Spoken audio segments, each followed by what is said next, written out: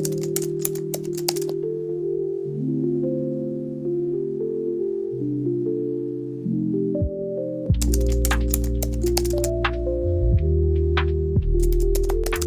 guys, welcome back to my channel and welcome if you are new. My name is Kai, and without further ado, let's go ahead and get straight into today's video. So today we are going to be doing some fairly minimalistic and kind of simple spring nails. And I actually saw these nails on Pinterest the other day, and I thought that it would be a good idea to do something that was fairly simple and not so extra as I usually do. So here is the reference photo that I'm going to be using today. These nails are by Nailed by Amy over on Instagram. So yeah, that is what we're going to be getting into today. So let me stop talking and let's get into it. The first thing that I'm going to go ahead and do is start out with some nail prep because as you guys saw, my nails are kind of raggedy and my pointer finger's kind of acting up. So I need a little bit of TLC. As always, the first thing I'm going to do is just cleanse my implements and my nails with a little bit of isopropyl alcohol. I do like to cleanse my implements prior to me sitting down and doing my nails, but even after cleaning them, I do like to make sure that they are perfectly sterilized with just a little bit of alcohol. And of course, the same procedure goes for my nails. I just want to make sure that everything is as clean and sterile as possible.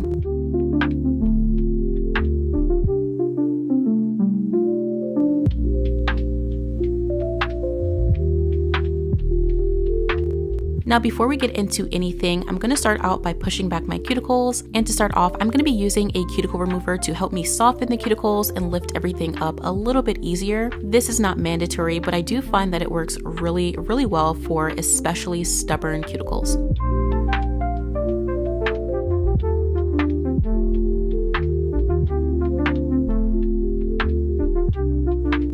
And after I've let that sit for a little bit, I do like to go in with my cuticle pusher and just make sure to push everything back. I am going to be doing a pop-off nail set as I usually do, so it's not necessary for me to make sure that the cuticles are completely lifted because these are going to be coming off directly afterwards anyway. But if you are looking for longevity, pushing back your cuticles and removing them from the surface of your nail plate is going to be essential in making sure that these adhere properly.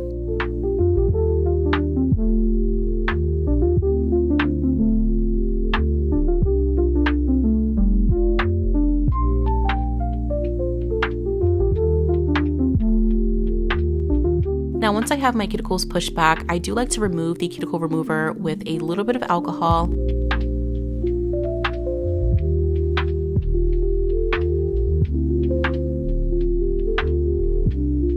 And we're going to go ahead and get straight into clipping back those cuticles using my cuticle nippers. And again, this is another step that isn't an essential. I do like to do it because it is a very nice cosmetic step, and I find that it just makes the nail set look a little bit more crisp and clean. But if not done correctly, you can risk the possibility of inflammation and infection. So definitely do make sure to do this only if you feel comfortable doing so. And of course, not to overcut. You only want to cut anything that's kind of straggly, kind of hanging on for dear life. You don't want to start cutting into live skin and making yourself bleed and turn red. A general rule of thumb that I like to follow when I'm cutting cuticles is if I start to feel it and it feels uncomfortable, then I am definitely cutting too far. So that might be something that kind of helps you with this process. So again, definitely do make sure to be very, very careful.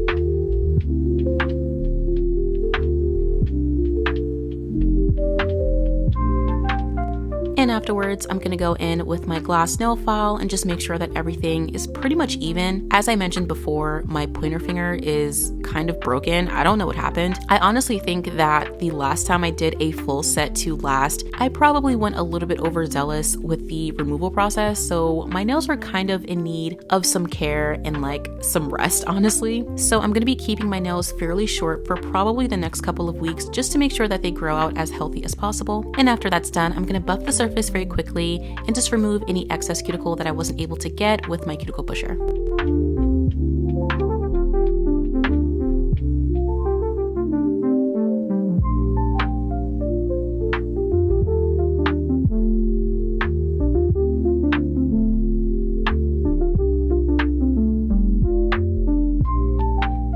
And after after I do my peel off base coat, which of course consists of my muck heart peel off base coat and a little bit of cuticle oil, we are now ready to get into the actual nail process.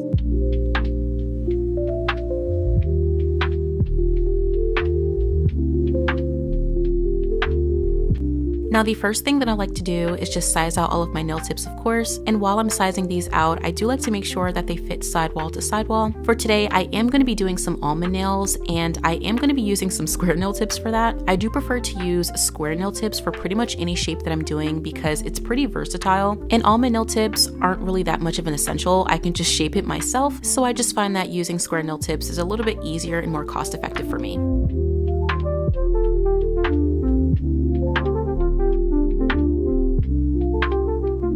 So to cure on these nail tips, I'm going to be using some base coat, and I'm going to use my portable lamp to help me get these on. If you are looking for longevity and you're doing this nail set to last, I definitely do recommend using some regular nail glue instead of base coat. I am going to be using base coat for today because nail glue does not like to stick to this peel off base coat, so this just makes the process a little bit easier for me.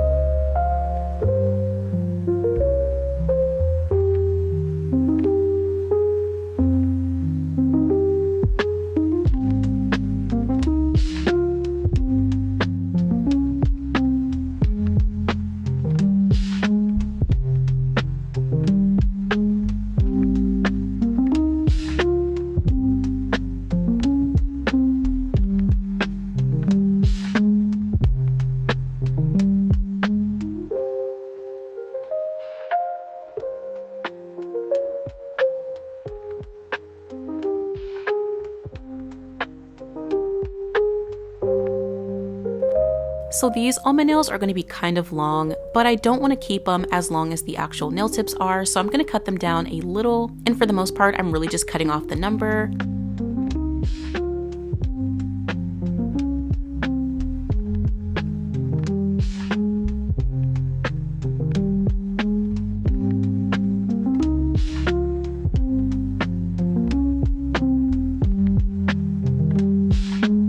Now to cut them into the almond shape, I'm going to be using some straight edge nail clippers, and I'm just going to cut them roughly into, again, the almond shape. I'm trying to get them as perfect as possible just to make sure that the filing process isn't super dusty and I'm not there all day.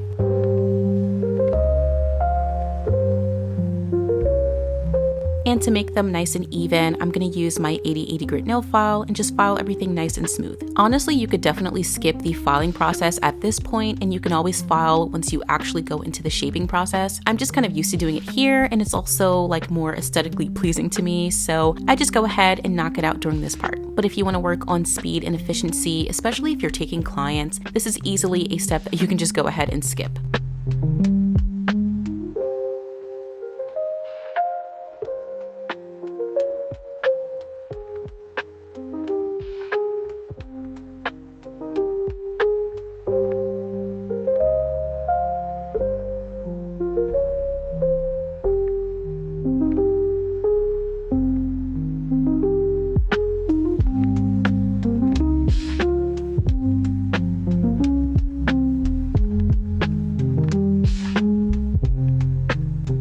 Now today, we are going to be doing some polygel nails, so before we get into the application, I'm going to go over all of these nails with a single layer of base coat, and I'm going to cure that layer for a full 30 seconds.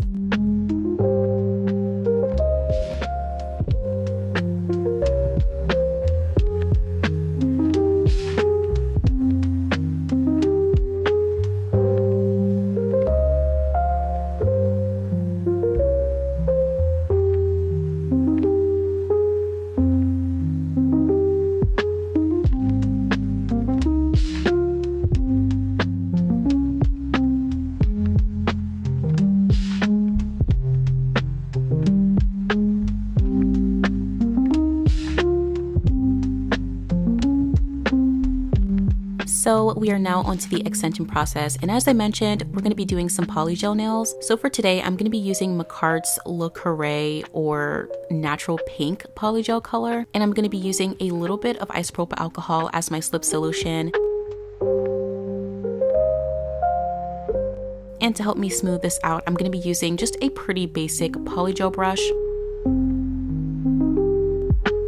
Now, it has been a very long time since the last time that I've done polygel, and I remember someone asking me in one of my comments saying, you know, do I still do polygel? And the answer is yes and no. I prefer to use acrylic, especially when I'm doing my own nails, simply because I'm fairly seasoned at acrylic and it's a lot easier and faster for me to do. And I also just find that polygel is kind of annoying, especially since I'm not as used to it as I am with acrylic, but I do still use it sometimes. I especially use it if I'm doing someone else's nails that don't necessarily need the strength of acrylic. And I especially would recommend using it if you're doing something like toenails, because I feel like acrylic is just a bit too much for your toes, but that's a whole different conversation. Anyways, I felt like it would be a good idea to bust out the polygel because it's been quite some time, and I honestly just wanted to see if I was still able to kind of finesse this product a little bit. I was able to do these almond nails in about 1 bead, so that was honestly pretty surprising. I'm not gonna lie. When I first started doing polygel, I remember it taking hours, and I didn't start getting into polygel until maybe about 3 years into my nail journey. And I remember specifically getting this pink Macart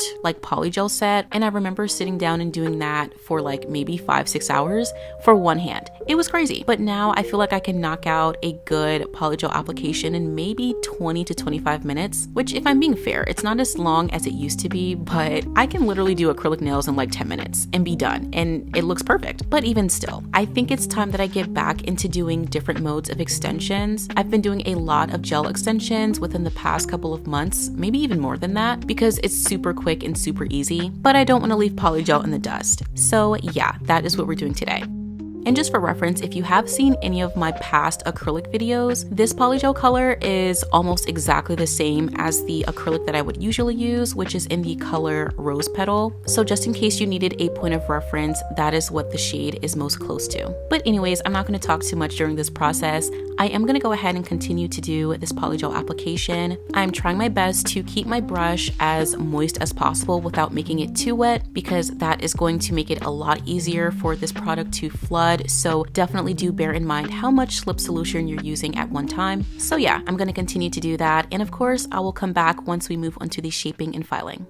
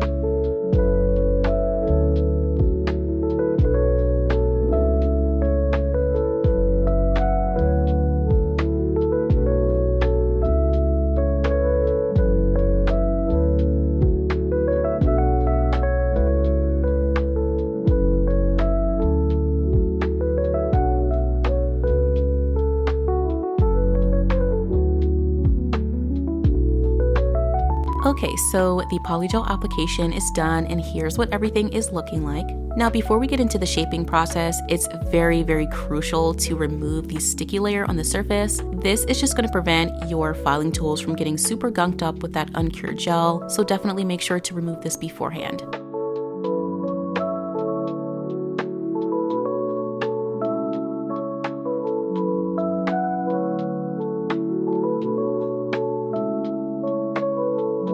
So now we're going to get into the shaping process, and to help me shape these nails, I'm going to be using my dust collector from Melody Susie as always, and I'm also going to be using this ceramic bit here, and I really do enjoy using this bit for gel products in specific. I find that ceramic is pretty good for softer products, and honestly carbide is just a bit too much. Like, it'll work, but it's not really that necessary, honestly. Now, because these are almond nails, the shaping process isn't going to be as extensive, especially in comparison to if I was doing something like square nails. The only thing that I'm going to be focusing on doing is removing the bulk and smoothing out the surface, and I'm going to be doing that entirely using this one ceramic bit. And just for reference, I am going to be using this at about 10,000 RPMs, and anytime I'm working pretty closely to the cuticle area, I do like to turn it down to about 7 to 8, just to make sure that I'm not causing any rings of fire and any heat. Now, if you haven't noticed, anytime that I'm filing using a carbide bit or a ceramic bit or anything like that, I'm always working from right to left or from left to right. I don't really like to file my nails vertically. The only time that I like to file up and down is if there are some major bumps going on, or if I'm debulking the nail for a soak off. But for the most part, especially because I am looking to maintain my apex and the structure and roundness of the nail, I tend to work from left to right or from right to left. Of course, everyone's shaping process is a little bit different, but I find that this does a really good job in making sure that the structure is being maintained, because it's fairly easy, especially for me, to accidentally file away the apex or the curvature of the nails when I'm filing up and down. So yeah, that is something that I just wanted to go ahead and mention.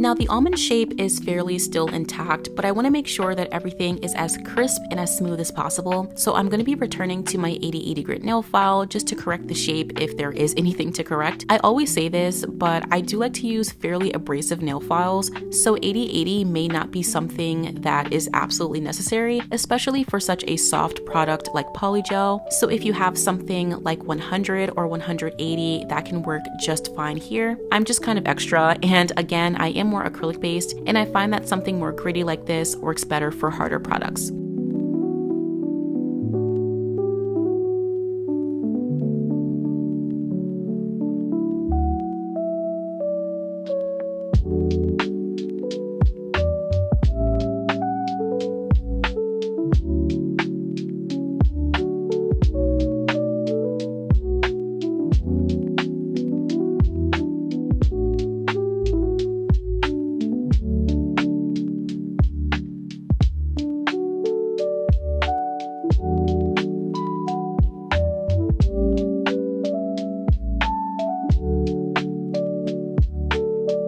So now that the extension process is completely over, we're gonna jump into mixing out these colors so that we can get into the nail art. Now, as you guys know, okay, I'm a bit of a gel polish junkie and I use a lot of colors pretty much every single time I sit down to do some nails. But I always say this, you definitely do not need to use a whole ton of colors to get the effect that you want. It really all comes down to color mixing. You don't have to come out of pocket and buy a whole bunch of gel polishes, especially considering that a lot of them are just gonna sit there and collect dust because you're not gonna use them. But anyways, I say all that to say, I'm gonna go ahead and just mix out all of the colors for this nail set. Now, I got very lucky and I found a nail set that has 2 hands, so I was able to kind of pick and choose what nails I wanted to do for each finger. But this is one of those nail sets where, of course, you can have fun and use whatever colors you're feeling like using that day. So feel free to take some liberties here.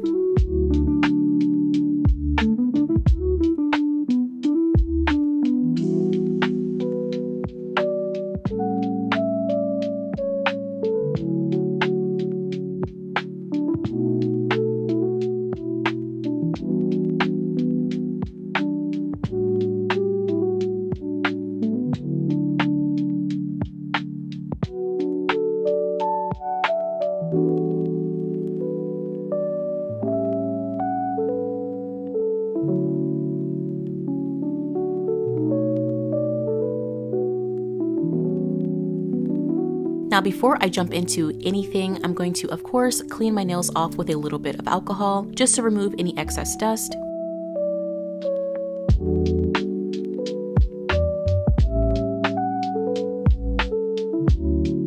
To start off these nails, we're going to keep it pretty simple. I'm going to be creating a French tip for all 5 of these nails. And of course, to help me do these French tips, I'm going to be using the longest liner brush that I have. These brushes in specific are from Winstonia, but anything that is super long is definitely going to be your best friend here.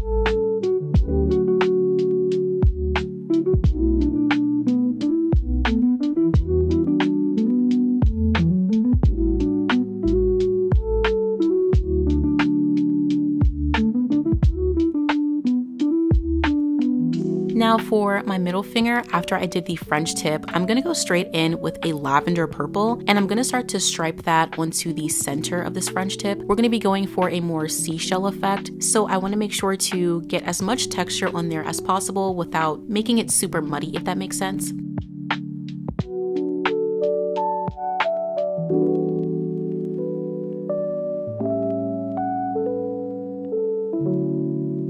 And just to make sure that it doesn't spread too much, I'm gonna stop here. I'm gonna wipe down the sides and cure these 2 nails for about 30 seconds.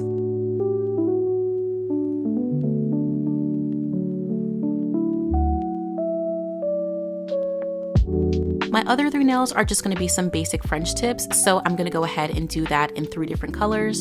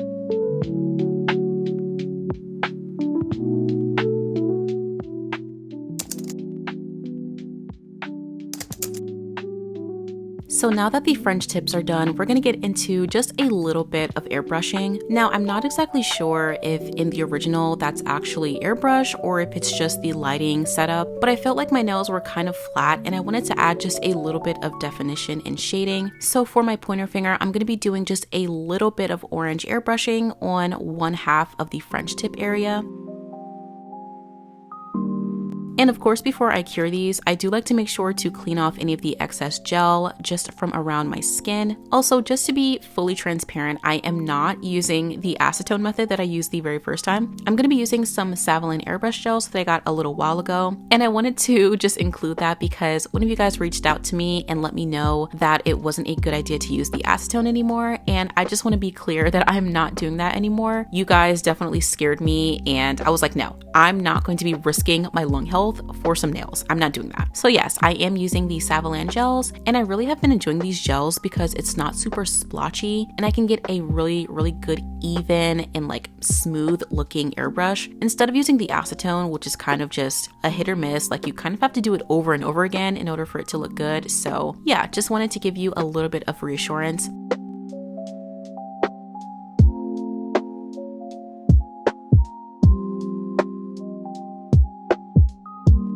So now that those airbrushes are done, I'm going to go in with some tiger stripes. And to do this, I'm going to be using, again, my long liner brush and some black gel polish. For the tiger stripes, I followed the reference photo and pretty much the stripes are all leading towards the center of the French tip. So that is what I made sure to do.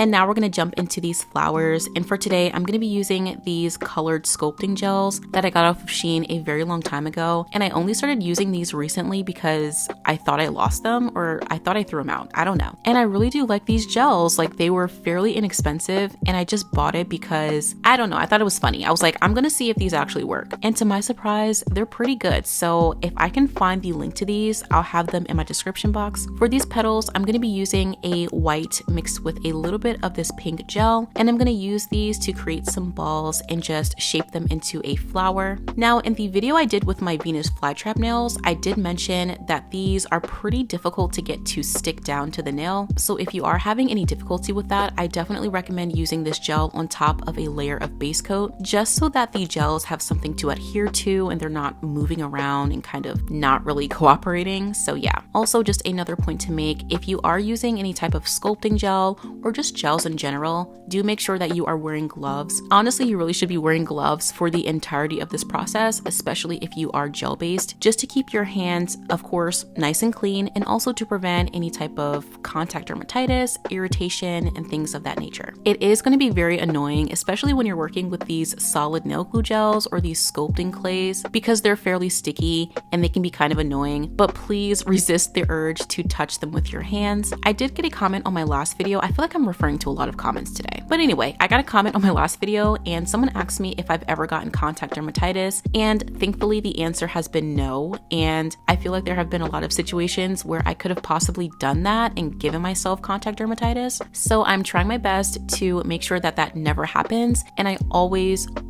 make sure to wear gloves when I'm working with gel. But anyways, enough of the rambling. I'm gonna go ahead and finish up these flowers.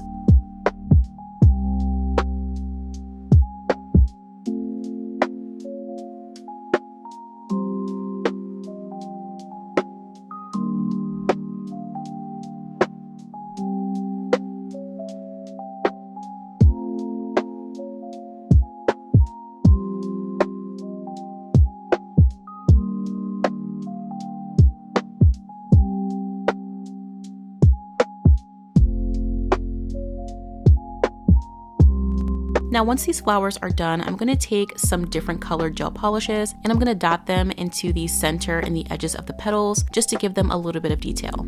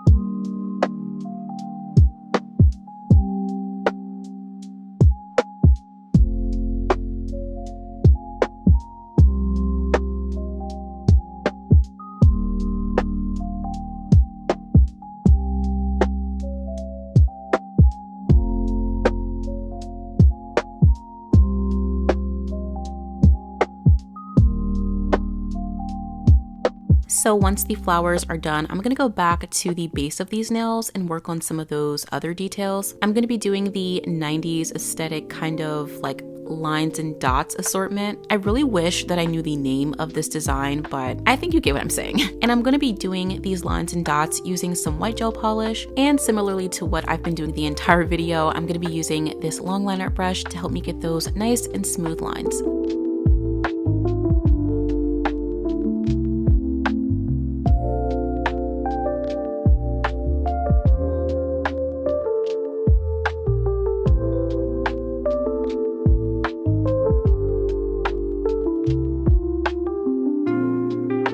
So all of the gel art is done, and now we're going to get into some of these rhinestones. To start out, I'm going to be using some rhinestone glue to create the shell effect on my middle finger, and I was kind of like too lazy to squeeze some of this rhinestone glue out onto my palette. So I'm going to squeeze a little droplet onto the tip of my nail, and I'm going to drag it out using a line art brush. I would argue that you might get better results from just squeezing it out and applying the gel using the line art brush, but again, I was too lazy. And honestly, the effect really wasn't that bad. And I was like, you know what, this is fine. But after I get each little shell piece, I do like to make sure to cure it just to make sure that nothing is flooding and drooping.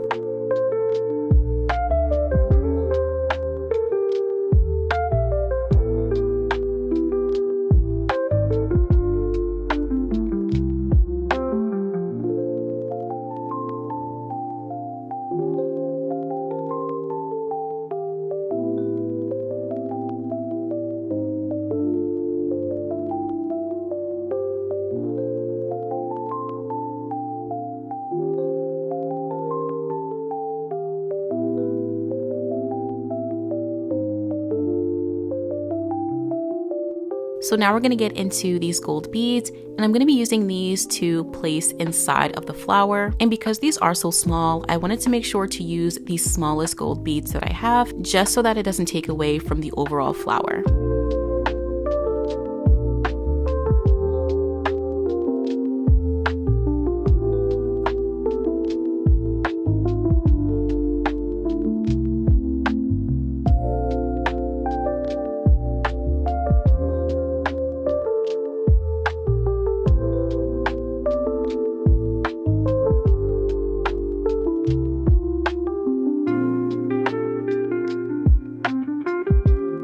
And for some of these nails, I'm going to be using some clear rhinestones. And when I'm placing them, I am kind of making sure to place them in size order. For example, I am going to be working from largest to smallest.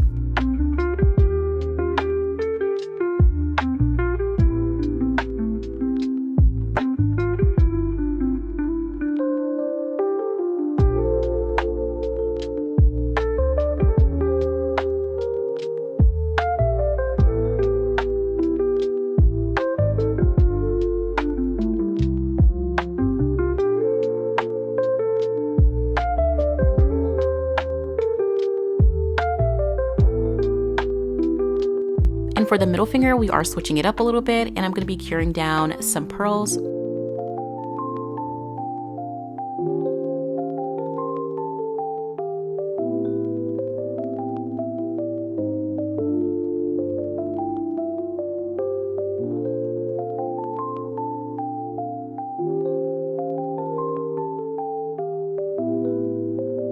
So now that all of the nail art is done, we're going to close up everything with a single layer of top coat.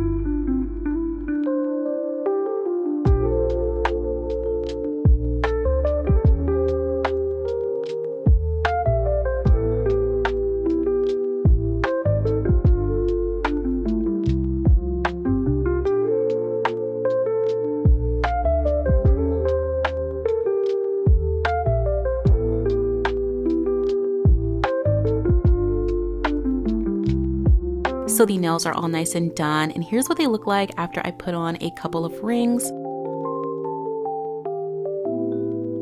And now we're going to finish off this nail set with a little bit of cuticle oil.